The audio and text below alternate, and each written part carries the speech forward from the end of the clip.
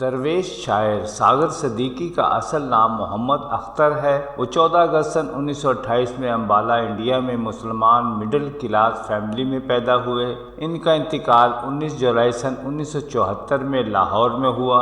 وہ اپنے ماں باپ کی اکیلی اولاد تھے۔ ان کا کوئی بہن بھائی نہیں تھا۔ ساغر صدیقی کے بارے میں کہا جاتا ہے کہ شاذ و نادر ہی کسی سے کوئی اپنے بارے میں بات کی ہو۔ ان کے بارے میں جو کچھ بھی معلومات ہیں وہ اکثر لوگوں کے بتائے ہوئے پیغامات سے ملتی ہے یا ان کی گواہیوں سے ملتی ہے۔ ساغر صدیقی نے اپنی ابتدائی زندگی یعنی بچپن امبالہ اور سہارنپور میں بسر کی۔ انہوں نے اپنی ابتدائی تعلیم اپنے ایک استاد دوست حبیب حسن جو ان کے فیملی ممبر بھی تھے کے گھر پر حاصل کی۔ وہ اپنے دوست حبیب حسن سے بہت متاثر تھے۔ ان کی وجہ سے ہی ان کو شاعری کا شوق پیدا ہوا۔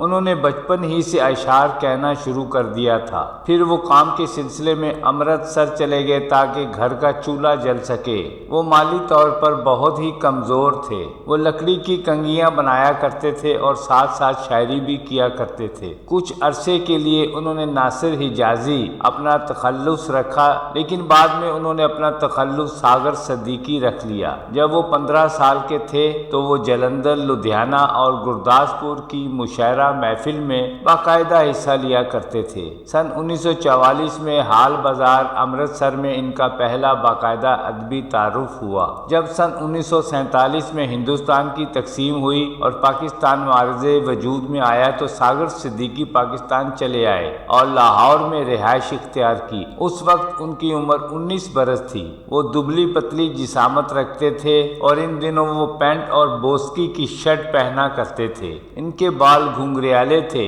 وہ ترنم کے ساتھ اپنی خوبصورت آواز میں شاعری پڑھا کرتے تھے۔ ان کی آواز میں بلا کا سوز تھا۔ انہیں اس انداز سے کافی شہرت ملی۔ لاہور اور امرتسر کے مشاعروں میں ان کو بھی مدعو کیا جانے لگا۔ سن 1947 میں جب وہ پاکستان آئے تو امرتسر سے لاہور آ گئے۔ ان کا کلام اور شاعری لاہور کے مختلف رسالوں اور ادبی پرچوں میں شائع ہونے لگا۔ ان کی شاعری سے متاثر ہو کر فلم انڈسٹری کے لوگوں نے بھی ان کے کلام کو اپنی فلموں کی زینت بنایا۔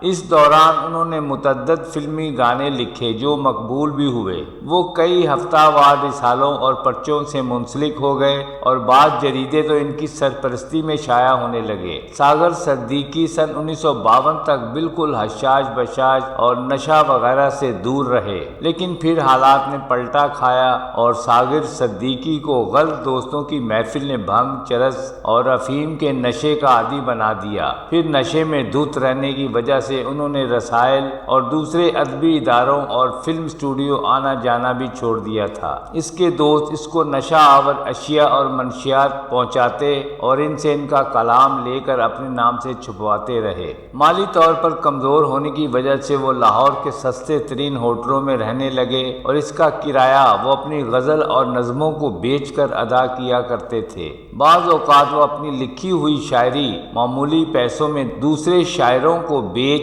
دیا کرتے تھے۔ اب پینٹ اور بوسکی کی شرٹ نے ان کا ساتھ چھوڑ دیا اور اس کی جگہ ایک کھدر کی میلی قمیض، لنگی جسے پنجابی میں لاچا کہتے ہیں، نے لے لی اور پاؤں سے چپل چھن گئی اور وہ ننگے پاؤں ہو گئے۔ پاکستان آنے کے 10 سال بعد ہی وہ بہت دکھی اور مایوس ہو گئے تھے۔ اس حالت میں کوئی ان کا ہمدرد اور مخلص نہ رہا تو انہوں نے چرس اور افیم کو اپنا ساتھی بنایا اور دنیا داری سے کنارہ کشی اختیار کر لی اور ایک فقیر کی زندگی بسر کرنے لگے۔ ساغر صدیقی کو ہوٹل سے بھی فارغ کر دیا گیا تھا اور وہ لاہور کی سڑکوں پر زندگی کا بوجھ لیے پھرتے رہے اور ایک سڑک کے کنارے رہنے لگے۔ لوگ بتاتے ہیں کہ وہ سرکولر روڈ لاہور، انارکلی بازار، اخبار مارکیٹ، ایبک روڈ اور شاہ عالمی ان کو اکثر دیکھا گیا تھا۔ ان کا آخری ٹھکانہ بھاٹی گیٹ کے پاس ایک سینما کی بیک سائڈ پر موجود ایک چبوترا تھا۔ باقی زندگی انہوں نے وہیں گزاری اور یہیں پر 19 جولائی سن 1974 میں ان کی وفات ہوئی۔ وہ بے یار و مددگار مردہ حالت میں وہاں پائے گئے تھے۔ اس وقت ان کی عمر 46 برس تھی اور وہ اکثر مشاعرے فٹ پاتھ پر موم بتی کی روشنی میں بھی منعقد کیا کرتے تھے۔ انہوں نے اپنی فقیری کے دور میں بھی شاعری جاری رکھی۔ ان کی لکھی ہوئی اکثر نظمیں، غزلیں اور گیت شائع نہ ہو سکیں اور بعض تو گم شدہ ہیں۔ سننے میں آتا ہے کہ بعض شاعر حضرات ان کو کچھ پیسے یا سگریٹ وغیرہ دے کر ان سے گیت غزلیں لکھوا کر اپنے نام سے شائع کرواتے تھے۔ ان کی شاعری میں حقیقت نظر آتی تھی۔ انہوں نے بے شمار غزلیں، گیت اور نظمیں لکھیں۔ اردو شاعری میں ان کے کلام کو ایک اعلیٰ مقام حاصل ہے۔ لال میری پت رکھیو بلا جھولے لالن کو بہت شہرت حاصل ہوئی۔ ان کے لکھے ہوئے اس کلام کو بہت سارے گلوکاروں نے گایا ہے۔ ان کے بارے میں ایک واقعہ بہت مشہور ہے کہ ایک بار پاکستان کے صدر ایوب خان انڈیا کے دورے پر گئے۔ وہاں ان کو ایک مشاعرے میں چیف گیسٹ کے طور پر مدعو کیا گیا۔ اس مشاعرے میں انہوں نے ایک درد اور آنسوؤں میں لپٹی غزل سنی۔ انہیں بہت پسند آئی۔ ایوب خان نے اس شاعر سے ملنے کی خواہش کا اظہار کیا جس نے یہ غزل لکھی تھی، تو وہاں موجود کسی شخص نے بتایا کہ یہ غزل ساغر صدیقی نے لکھی ہے جو پاکستان میں رہتا ہے۔ پھر جب صدر ایوب واپس آئے تو انہوں نے ساغر صدیقی کا ایڈریس معلوم کروایا اور اپنے چند آدمیوں کو ان کے پاس بھیجا کہ ان کو میرے پاس لے کر آؤ، مگر بہت منت سماجت کے باوجود ساغر صدیقی نے صدر ایوب کے پاس جانے سے انکار کر دیا اور اپنی سگریٹ کی ڈبی سے ورق نکالا جسے پنی بھی کہتے ہیں اور 2 سطریں ان کی بیک سائڈ پر لکھ کر ان کے حوالے کر دیں۔ وہ تحریر کچھ یوں تھی: جس عہد میں لٹ جائے فقیروں کی کمائی، اس عہد کے سلطان سے کچھ بھول ہوئی ہے۔ کہتے ہیں پھر ایوب خان ان سے ملنے دوبارہ خود تشریف لائے اور ان کو مفلسی اور غربت کی حالت میں دیکھ کر ان کی آنکھوں میں آنسو آ گئے۔ ایوب خان نے ان سے ہاتھ ملانا چاہا مگر انہوں نے ہاتھ ملانے سے انکار کر دیا تھا۔ ساغر صدیقی جو زندگی بھر بے گھر رہا اور روٹی کپڑے کے لیے ترستا رہا، مرنے کے بعد آج میانی صاحب قبرستان لاہور میں ان کا مزار ہے۔ کھانا تقسیم کیا جاتا ہے، چادریں چڑھائی جاتی ہیں۔ یہ ہے حقیقت اس دنیا کی۔